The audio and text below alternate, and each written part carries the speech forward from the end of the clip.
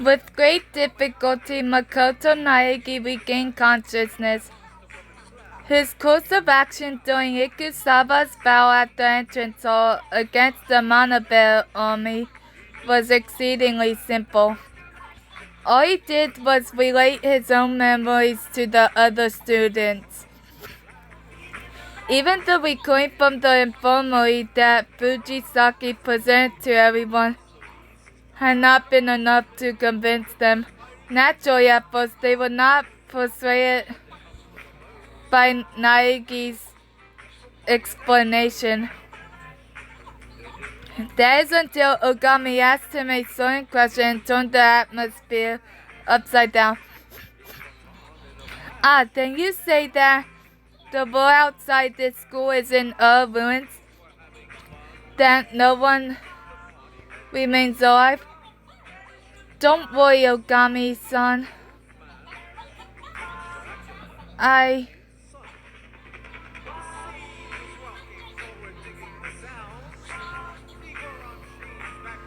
sure Kenichiro-san must be safe. He's not going to break his promise to you, I just know it. Naegi said slowly, struggling to take breaths in between words. Ogami gasped. Kenichiro was the name of the man she had never been able to defeat, a man with whom she had made a vow to fight once more. And one other promise. How? How do you know that name? And the fact of that promise? You told me yourself, Ogami-san.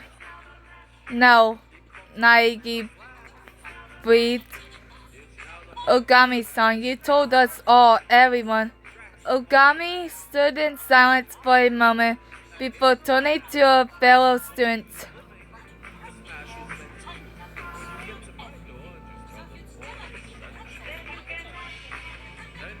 I shall put my faith in Naegi. Sakura-chan? Azarina gasped. Ogami continued, her tone somewhat hesitant. Not once have I ever spoken of this man and our promise, and I intended to keep this memory buried within my heart until my dying day, but if I had truly disclosed this secret of mine, then that must mean that there was a powerful bond between myself, Naegi, and you, my fellow students. Naegi continued to recount his memories in a gentle tone. Although it could not be the best thing for his health, he did not stop revealing even more memories than the others had lost. Naegi Makoto Dono, that story idea is still but a figment of my imagination. Could you possibly be a Zatori type emitter? You already finished that book. I helped you with the inking and stuff. Whoa, hold your horses. How do you know I extorted money from that gangster's girl, Naegi? Because they lumped me in with you and almost sold off both our organs, Hagakure-kun.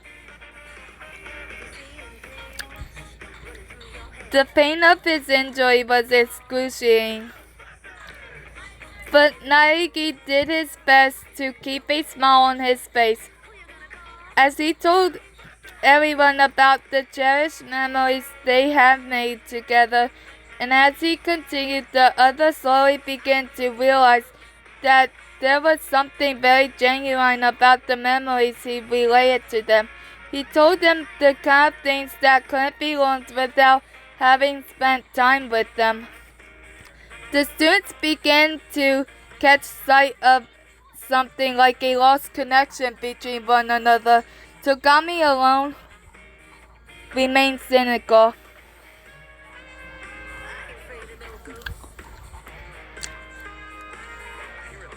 There's a good chance all of you are working together. After all, there is no way I could have allowed myself to become close to the likes of you people.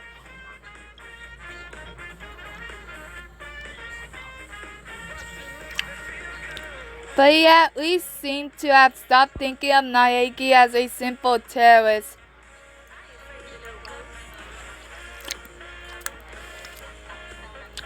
Even if Muko Ikusaba did not intentionally set things up this way, the act of holding up the mana bears long enough for Naegi to awaken and recount his memories became a tiny ray of hope in her path. And now as she looked upon the face of the boy who flashed a smile at her well-being, Ikusaba found herself unable to speak. What should she say? She wondered, lost for words. The battle was over, and Ikusaba was back to being a disappointing teenage girl. She averted her eyes and apologetically stepped off the back of the motorcycle, but Naegi did not ignore her. Thank you. You saved me, Ikusaba-san. Naegi gave her a word of honest thanks between his lagged breathing. Ikusaba was unable to meet his eyes, murmuring as if to herself, why, huh? Kirigiri must have told you. You know what I did to you, what I did to everyone. Ikusaba should rightly have been nothing but a traitor to the boy who had regained his memory. So how could he bring himself to smile at her? Ikusaba kept her gaze locked on the floor, unwilling to look up. Naegi laughed sheepishly. I guess you're right, but you saved my life a few times in the past 2 years. And Naegi took a quiet breath and smiled again at Ikusaba. We're friends. We spent all that time together. I'd be happy if you could find another path, not despair. And if I could help you somehow, I would. I've come all this way. How could I take another path? I don't know what you should do, or what I can do, Ikusaba-san. But I don't think whether you find the answer matters as much as giving it a try. Was Naegi saying this on purpose, or was it a coincidence? He had said something similar when he was talking with Junko and Oshima in the infirmary. It meant that whether his memories were intact or not, this was the true character of Makoto Naegi. As Ikusaba affirmed this fact to herself, Naegi made a kindly but almost foolishly stubborn proposal. And it's not just you, Ikusaba-san. From now on, even Enoshima-san. But he was quickly cut off. Oop, boop, boop, boop, boop. Oop, boop, boop, boop, boop.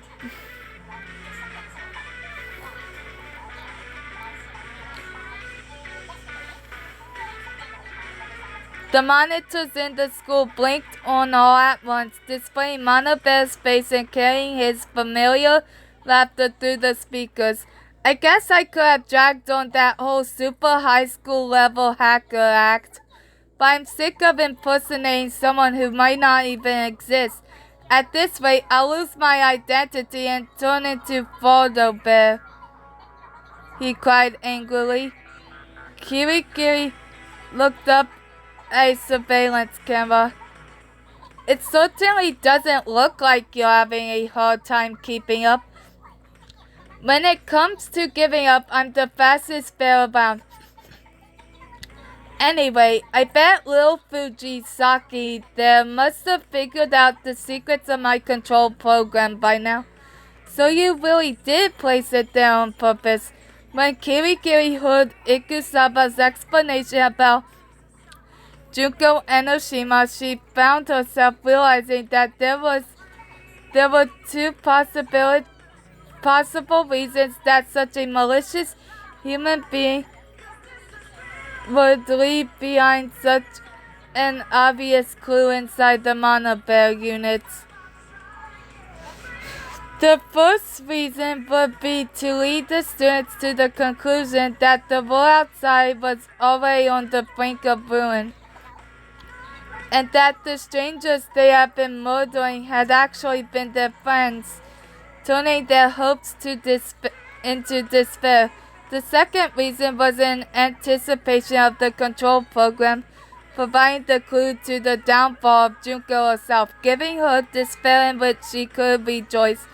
She was a terrible god who delighted even in her own despair, using it to scour destructive despair to those around her. What was she thinking, playing up the persona of Mana Bear? Wanna know why I put that program there? If Fujisaki could survive long enough to be in the final 5, I'd have let you get your hands on the program so you figure out the truth. I guess I'm a little sad that all the effort was a waste, but I'm going to be an optimistic bear. The word surrender doesn't exist in the Mana Bear dictionary. Mana Bear said brightly, in stark contrast to the very looks in the student's eyes. Let's see. Since we're all here, including Fukawa, tied up in a room, why don't we get started on a heart-pounding, breathtaking, nausea-inducing special graduation exam? What? Mana Bear ignored the students' confusion and continued. Don't think too hard or your brains will break. Relax, relax. You could change the X to a piece SE, and I wouldn't care. I can't bear losing out in cuteness, Mana Bear rambled. Togami spoke up, clearly annoyed. We already know who you are. I've had enough of your inane games. I think it's supposed to say insane games, but I don't know. Show yourself. Oh, looks like someone doesn't have enough genre savvy. Don't you know, if you want to drag out the mastermind from behind the veil, you have to bring out the right opponent, and you're not worth it. Ow. Do you really think I'd show my face to that flimsy hope and despair you're showing me right now? Oh, yeah.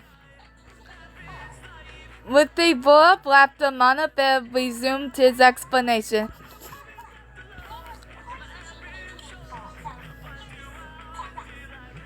If you pass this exam, I'll let you all graduate from the school.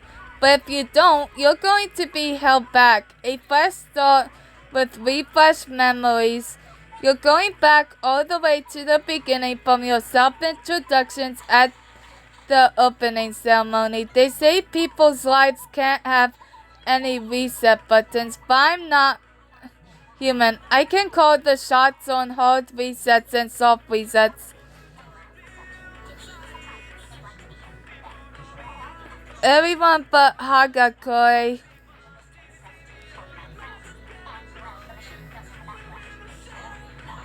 realized what Mana Bear meant by the word reset. In other words, they would start over from the point they found themselves at just a few days ago, ignoring Hagakure, who glanced around asking for an explanation. Ishimaru pointed accusingly at a nearby monitor. I won't stand for this. Haven't the past few days taught you that we would never resort to something as ignoble as murder? What, are you sure? Of course, no one here could possibly take another's life, no matter the reason or motive.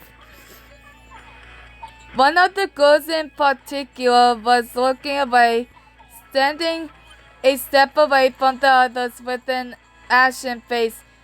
Sayaka Mizuno, the super high school level idol stood alone and trembling. Suddenly, someone whispered into her ear, "What do you think, Mizuno-san?" The overwhelming tale of the sudden sound stopped her from even turning around, but Mizuno was absolutely certain that there was a mana bear staying behind herself. "Do you agree that no one here would kill a classmate?" Mana bear asked, leaning in so that Mizuno alone could hear. "Speaking of, young lady, why did you go to Naegi-kun's room last night? It's not as though anything strange happened to you or anything, right? Could this be a case of unseemly student relations? Don't you think you're betraying your friends all over the country by trying to seduce a guy? Or were you thinking of something even more sinister?" Mizuno's trembling worsened. She stood rooted to the spot, unable to even scream. Mana Bear had nothing in particular to gain from breaking her composure at this point, but he wanted to see the idol fall into despair at the hideous truth about her own nature. For this reason alone, he continued to drive her into a corner. "Say, I wonder what Mizuno-san here was trying to do to these friends she's known for the past 2 years.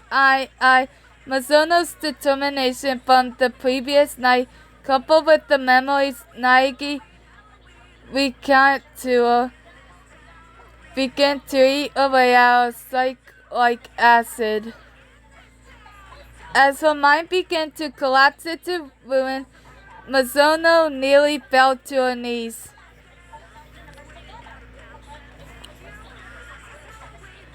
At that very moment, a clear orb flying at 168 kilometers an hour was driven straight into Mana Bear's jaws.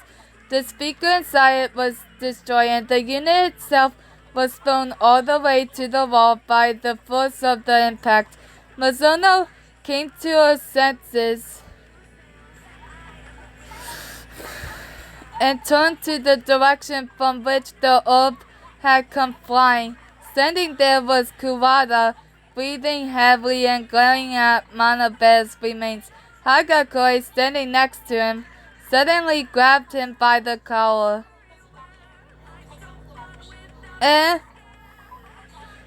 What's this all about, Kuwata? That crystal ball cost me an arm and a leg." Kuwata must have snatched the orb from Hagakure in search of a projectile to throw at Mana Bear.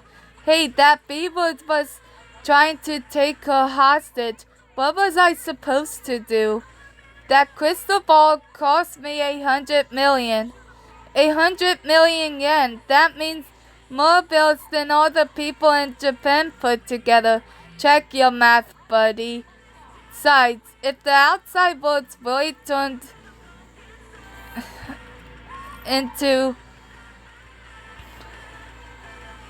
a hellhole, what's cash gonna do for you anyway? And if things are actually fine outside, I'll make it to the major leagues or something and pay you back. Well, I guess I'd rather try for something other than baseball though." As Kuwata and Hagakure argued amongst themselves, Mizuno fell to her knees. "Whoa, you alright, Mizuno?" Kuwata asked, worriedly running over to her. Mizuno looked up at him blankly. "Kuwata-kun, there's something I want to confess to you later." "What, seriously? You mean it?" Kuwata asked, brightening up as he forgot the gravity of the situation for a moment. He's really in love. "Not just you, Kuwata-kun. I have to tell Naegi-kun and the others too." Mizuno had made up her mind to confess her intended crime, but Kurata seemed to have not heard the second part of her words in his excitement. He returned to the other students with a spring in his step, slapping Yamada and Hagakure on the back and shouting carefully, "Heck yeah, better get this test over with quick and get out of this place. No way am I gonna let my sweet memories disappear." The Mana Bear on the monitor reacted to that remark. "Alright, you B-word, since we're all charged up, how about we start your graduation exam?"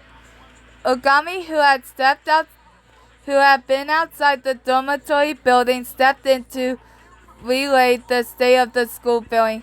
The Mana Bears in the hallway are behaving strangely. The students all moved towards the school building to confirm her assessment. There they saw 50 Mana Bears lining either side of the long hallway, with one final unit standing at the very end of the hall. There was something strange atop its head, an object closely resembling the skate switch Naegi had won at the Mano Mano machine, but one size larger. As each student acknowledged this fact, an announcement came over the speakers. "That thing the me at the end of the hall has on his head is a switch."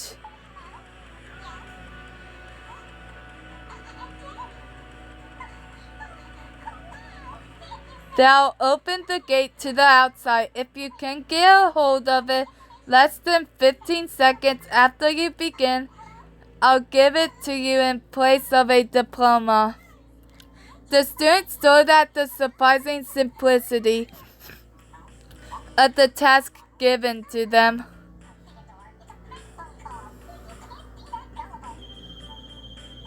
Celeste, who was alone in her tranquility, looked straight at the Mana Bear on the screen and addressed him. There must be more to it than merely running up to take the switch. I'm hurt. Do I really look like a bad headmaster who try and get in his students' way? I'm sending you all off with a bang. Fireworks to celebrate your graduation, 100 of them, enough for 20 seconds of partying. The more astute students instantly understood what this meant. The self-destruction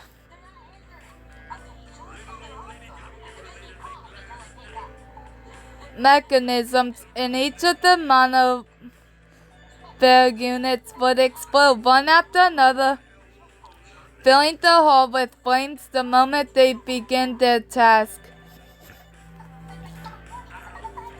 And after 15 seconds, the me at the very end is going to sacrifice his own body to congratulate you. And this might not be relevant at that point, but that switch is a bit on the fragile side. Ooh, boop, boop, boop. All of this was a roundabout way of saying that Mana Bear had no intention of letting anyone graduate. Although the halls at Hope's Peak were wider than those of most other high schools, it was clear from the explosion they witnessed at the entrance ceremony that the hallway would soon be filled with fire, and even someone could fortuitously make it through the flames. They will likely die of the burns on their body. Their lungs might be burned beyond repair even before that. Even if the students were to designate a sacrifice to take the challenge, their chances at success were incredibly low. At the same time, they would gain nothing from all attempting the run at once. The students' faces soon began growing dark with despair. Good. I almost want to snap a picture of you all.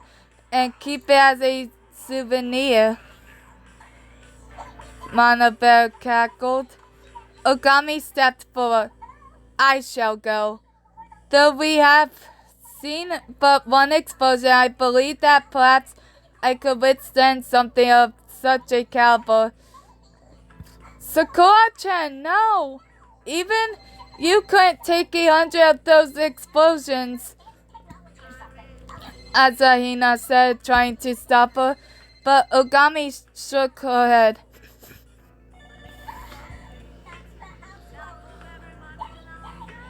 There's no one else who stands such a chance.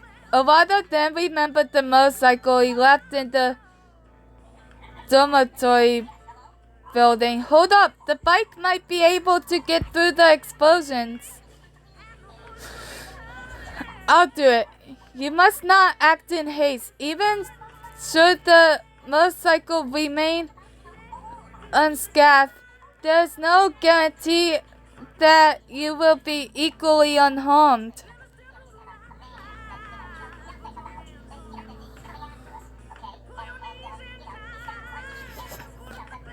As Ogami and the others debated the amount of food to send in, one of the students took one step closer to the Mana Bears than anyone else. I'll go. Ikusaba-san, Naegi said weakly.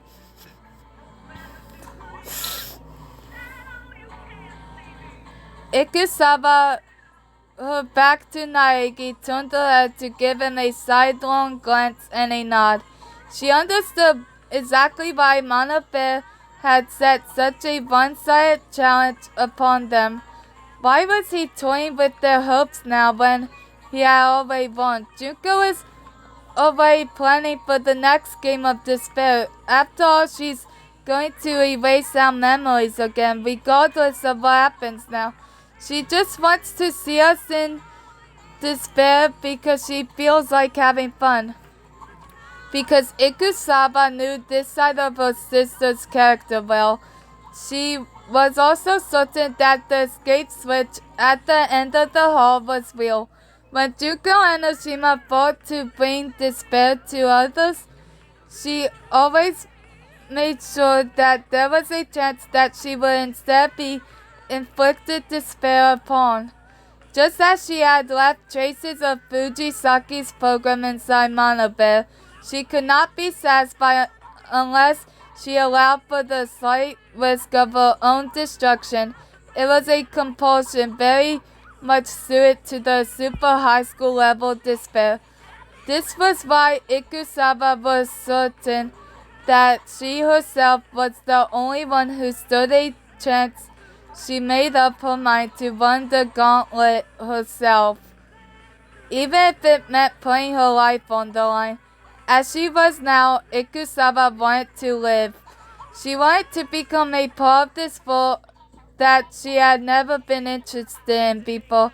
Although she had no idea whether she should label her hesitation a disappointment, she wanted to survive and find a new path. A path that would allow her to leave the world of despair and live on, accepting the sins of the past. Ikusaba, once known as a killing machine, found her heart set upon by indescribable terror. She had never once thought about the fact that survival required determination, and as though in an attempt to shake off that fear, she said in a quiet voice, Naegi-kun, thank you. Disappointingly enough, the words she directed to the boy who had shown her a future full of possibilities never reached his ears. But Ogami, who had heard her, replied with a grimace, If it is repentance by death you seek, I shall stop you by force if I must. There was a severity in her voice tinged with unmistakable pride. Ikusaba felt a twinge of envy for Ogami. who had also dedicated a life to battle, and whispered something to her. What? Are you certain? Just as Ogami's frown deepened, Monobear's voice rang out in the hall. Let the graduation exam begin. Ready, go. They had time for neither criticism nor question. The Monobear at the very front exploded in a wave of heat and noise that filled the hall, but Ikusaba did not look away from the blast. Instead, she took action supported by rigid determination. Monobear Chamber. The moment the graduation exam began, the mastermind focused her attention entirely on the Monobear with the escape switch. She could read her older sister's actions with ease. What the superhuman killing machine would focus on with her incredible skill with weaponry, and as Junko watched the scene through Monobear's eyes, the world unfolded before her as she had predicted. A pointed metal pipe emerged from the flames caused by the explosion, headed straight for the weak point of the unit with the escape switch, the point where the detonation system for the bomb and the unit's support system overlapped. Ikusaba's attack came at a perfect angle, like an arrow shot by a master archer.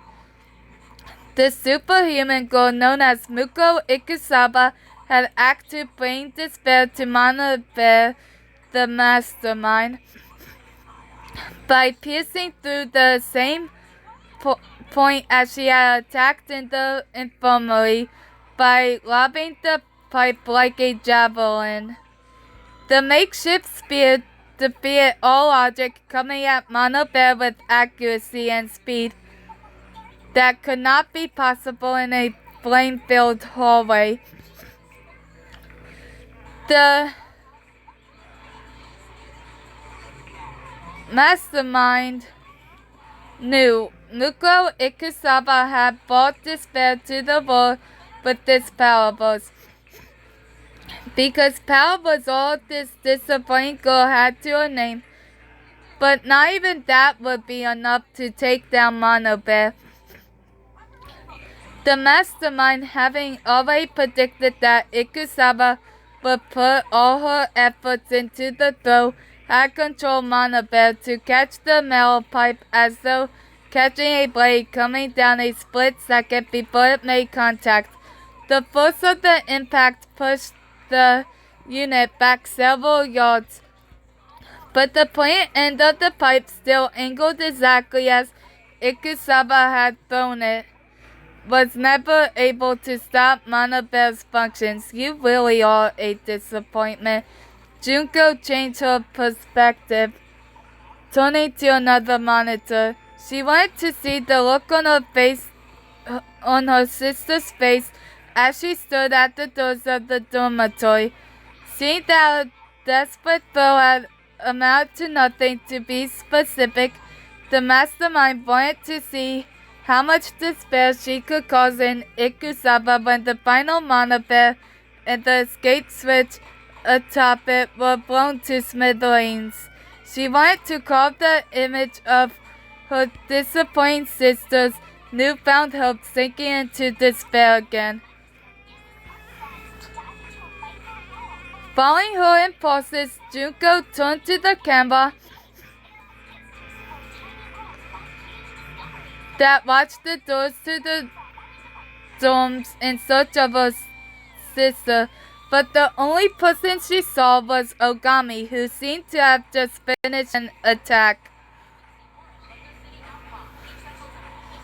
For the whole second, Junko was lost in confusion. The despair-inducingly powerful mastermind then understood what was happening and turned back to the last Monobear. The one wasted second would go on to cause Junko a small amount of despair. There were 3 seconds left. It blitzed through the smoke, fire and heat in the hallway like a bullet. Despite its icy mask, it glared at Monobear with fire in its eyes. With sharpness, with speed, with strength, it revealed itself to the School of Despair, becoming a weapon that cut through all in its path. 2 seconds left. Mana Bear, still holding the pipe at the same angle, made to move, but at the same time, it appeared before him from beyond the flames. Its body, though unscarred by years of fighting on the battlefields, was being licked by flames and hit by the shrapnel, leaving it with countless wounds and injuries. And yet, it did not waver. There was no fear in its eyes.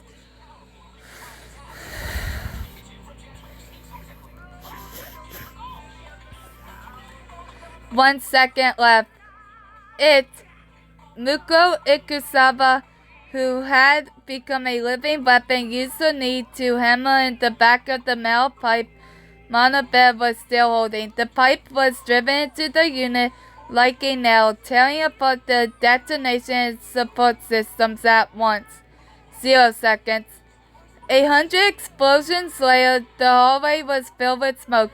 Ikusaba had rolled on the floor with Mana Bear holding the immaculate escape switch in her hand. In other words, the students of Hope's Peak Academy had passed their graduation exam.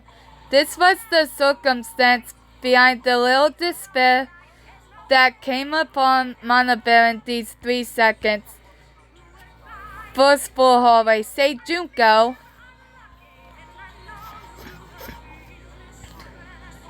Ikusaba said to Mana Bear, who was unable to move or destroy himself. However, his communication functions seemed to be intact. A voice escaped his speakers, mingled in with a great deal of static. Ooh, boo, boo, boo. To think you'd resort to something like that. The voice changer still seemed to be functioning, judging from Mana Bear's voice. I must have overestimated you. Getting help from someone on a battlefield? When I give you the signal, give me a roundhouse kick and propel me forward. This was what Ikusaba had said.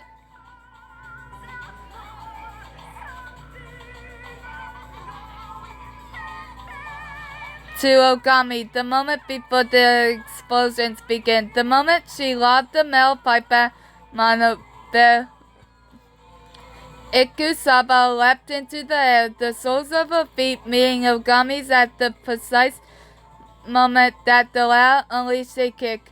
Combining her own strength with Ogami's, Ikusaba had propelled herself at Mana Bear with the super high school level wrestler as a launch pad. The intense G-forces threatened to take away her consciousness, but she forced herself awake, withstanding even the violent shrapnel that overtook her as she felt both her despair and the explosions. Ikusaba had faith in her sister. Junko and Oshima would predict the metal bomb being thrown and would react accordingly. Then she would turn her attention to her older sister in order to relish the look of despair in her eyes. Though Ikusaba was unable to predict Junko's attempt to murder her with Ganyi, this time she had read her sister perfectly, but all Mana Bear had for her was gone.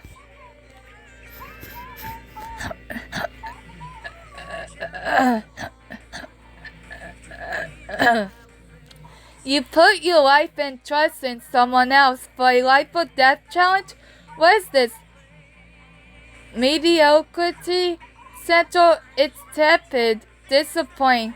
This time, I guess I'll just say I lost to myself because I never saw this much disappointment coming. Happy.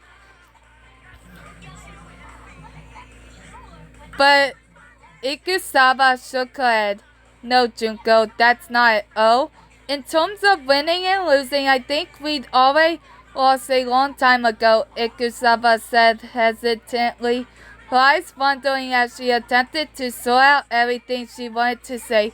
The reason you erased everyone's memories must be because the way they were before, you didn't think they'd kill one another even if they fall into despair. They're different from the people you toyed with like this. You were sure they never hurt each other unless you erased their memories, right? What are you talking about? So, it's alright, Junko. One day, I'm going to bring back everyone's memories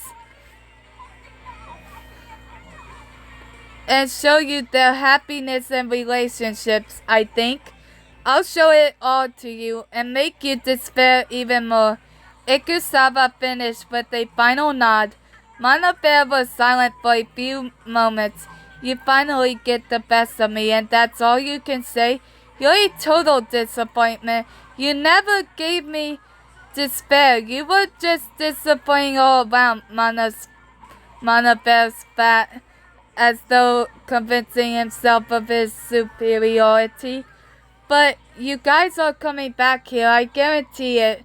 He added, his tone unchanged. And next time I'll invite you somewhere nice. I found myself an interesting island while I was running things here. Oop, boop, boop, boop. More laughter. After one final burst of laughter, even the static faded. Mana Bear's remains finally went silent. He would say no more for some time, no matter how much they shouted at him.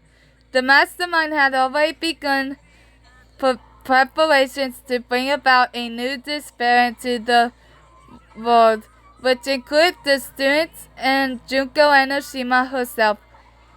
In the end, she never removed the persona of Mana Bear. Junko Enoshima would never show her face as though she were venting her frustration at the despair she found herself in.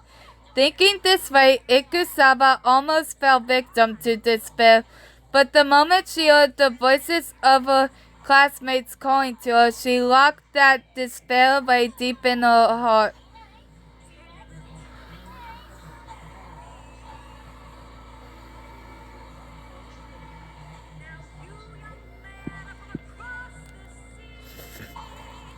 From this point on, she would seal away all of her despair, and one day she would unleash it all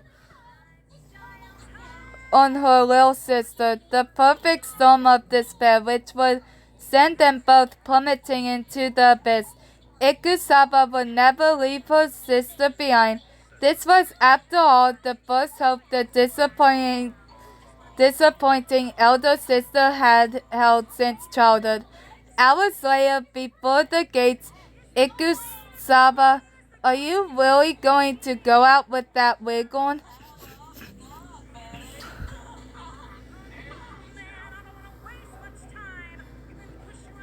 Naegi asked. He had been given a transfusion of the correct blood type and was slowly showing signs of recovery. Ikusawa, who had put on the wig she used to dress up as Junko, nodded. I think if I pretended to be her, I might understand Junko's thoughts a little better, she said, but her tone was still her own. Ikusawa had yet to completely get her thoughts in order. And I made up my mind, as long as I'm out there, I'm going to accept everyone's resentment at me and Junko. I'm not going to die until I've destroyed all the despair Junko spread, but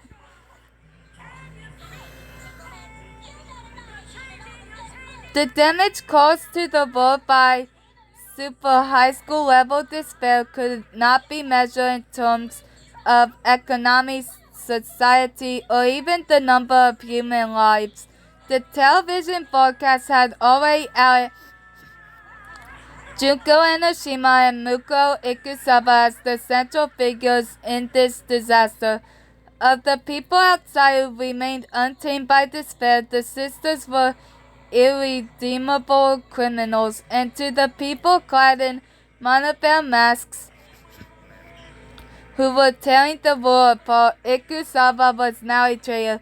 She was now in the despair-inducing situation of being the enemy of the entire world. But perhaps this was nothing so significant to Ikusaba. But I'm going to do my best so they don't get me while my guard is down. Isn't it safer for you to just turn yourself into the cops? Well, can't say if they'd put you on death row or not, but you might stand a chance at lengthening out the trials enough to die of old age, eh? Hagakure suggests. But Ikusaba shook her head. There are no laws or even police officers now. Seriously? Maybe we'd be better off staying, Hagakure said nervously. Togami sneered.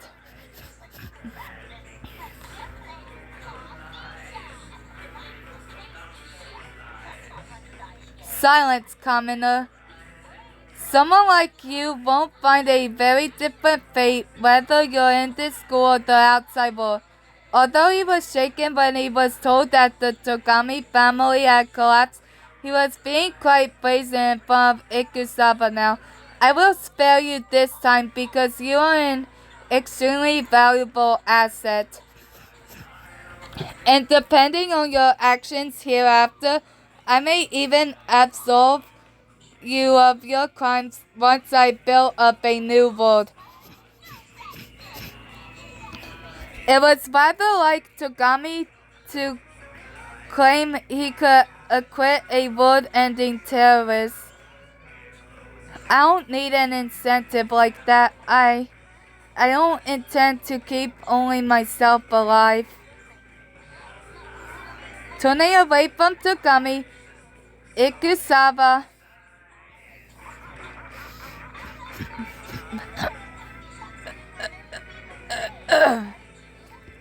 looked around at the other students.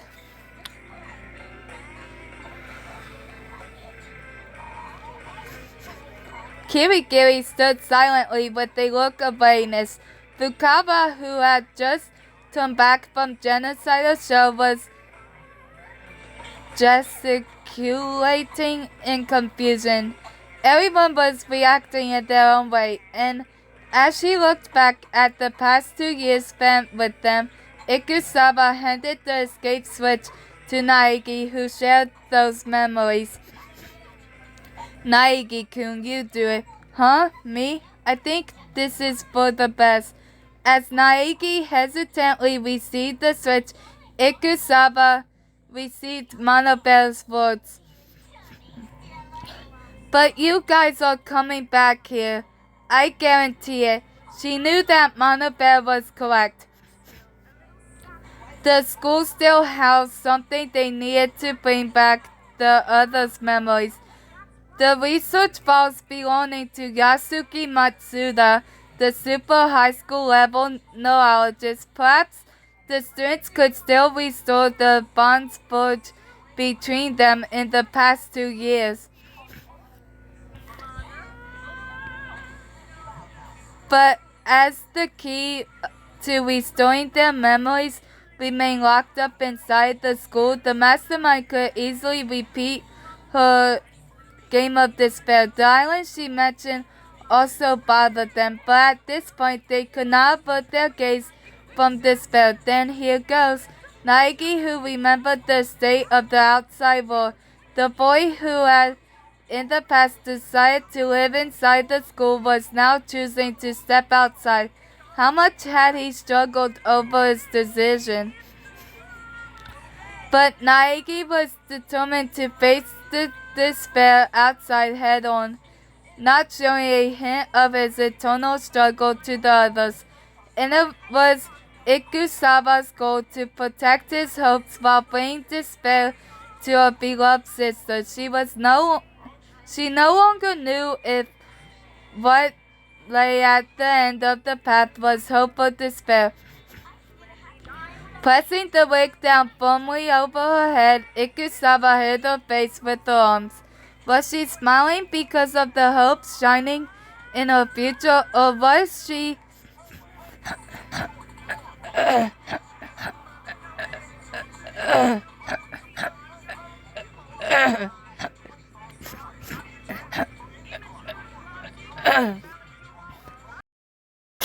or was she crying because what lay before her was despair? Once her arms came back down, there was no longer any emotion in her face. She no longer knew what kind of a face she should wear, and at the same time, Naegi pressed down on the escape switch. The firearms withdrew into the ceiling as a siren began blowing. Soon a light appeared from beyond the gate. An infinity if enveloped the students and the world, equally accepting hope, despair, and the heart of the disappointing girl. Okay, guys, this is not the end of Danganronpa If, because I have to show you guys one video.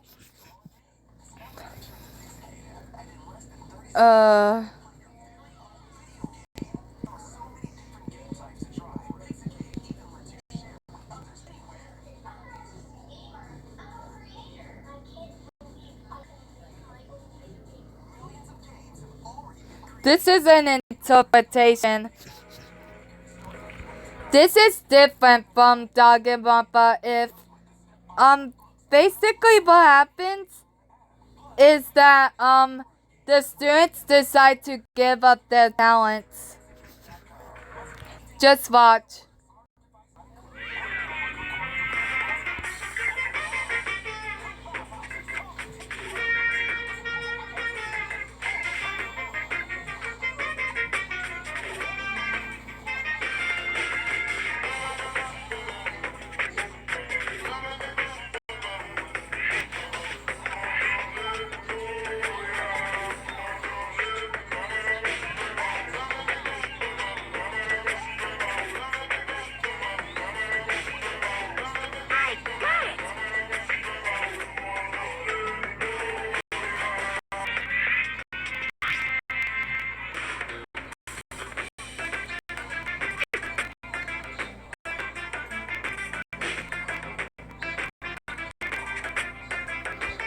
Actually, you know what? I'm putting it in a playlist so you guys can watch it.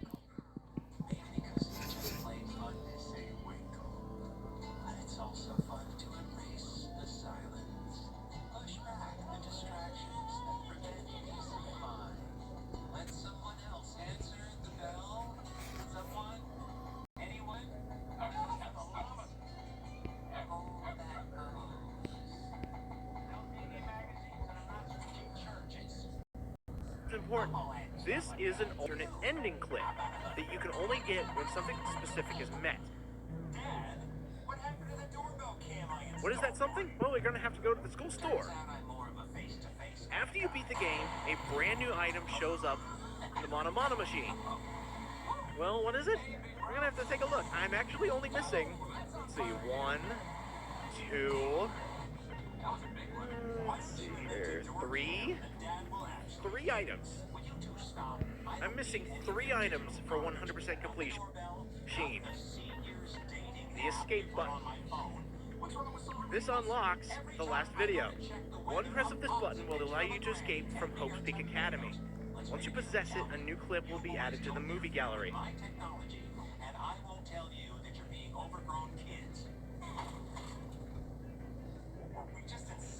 That is all the items. That's all I'm going to look at. And now, it's time to get that final video.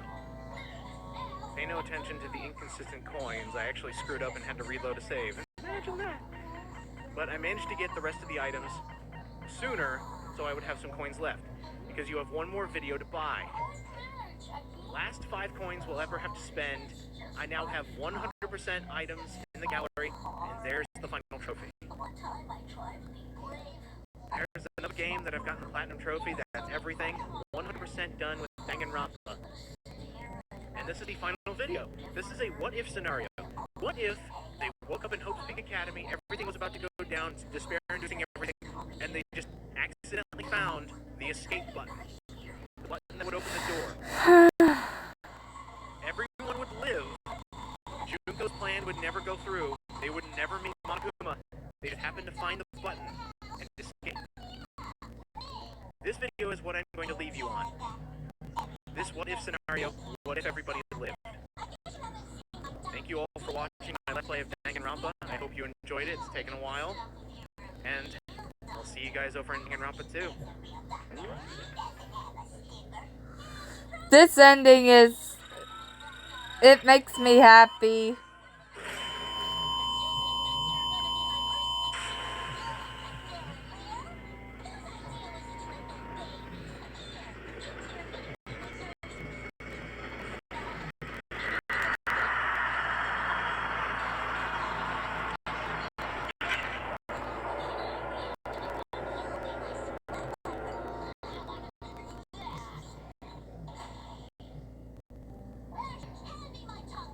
So yeah, that was actually an alternate ending.